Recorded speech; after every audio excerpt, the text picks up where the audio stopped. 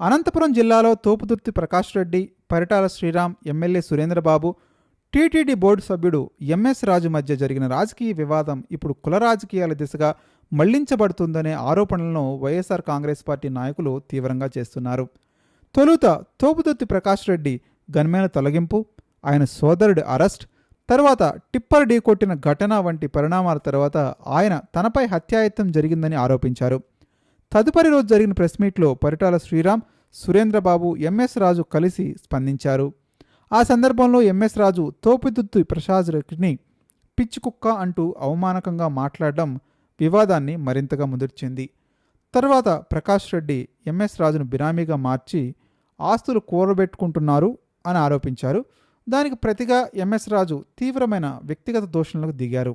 అంతటితో ఆగకుండా తోపుదుర్తి కుటుంబం నివసిస్తున్న ఇంటినే 2.80 కోట్ల రూపాయలు కొనుగోలు చేసి వారిని బయటికి పంపే ప్రయత్నం చేశారనే విమర్శలు కూడా వచ్చాయి. ఇదే సమయంలో రెడ్డి పొగరు, దున్నపోతులను నరికే కులం వంటి వ్యాఖ్యలతో ఎంఎస్ రాజు కుల ప్రస్తావన తీసుకురావడం, పరిటాల శ్రీరామ్ ఎస్సీలంతా వచ్చారని వ్యాఖ్యానించడం ద్వారా దళితులను, ముఖ్యంగా మాదిగలను వైసీపీకి వ్యతిరేకంగా రెచ్చగొట్టే ప్రయత్నం జరుగుతుందని వైసీపీ ఆరోపిస్తుంది. తమతో నేరుగా రాజకీయ పోరు చేయకుండా ఒక కులాన్ని మరొక కులంపై నిలబెట్టే వ్యూహాన్ని తెలుగుదేశం పార్టీ అమలు చేస్తుంది. అనంతపురం జిల్లాలో రెడ్డి మాదిగ విభేదాలను సృష్టించి రాజకీయ లబ్ధి పొందాలని చూస్తుందని వారు చెప్తున్నారు.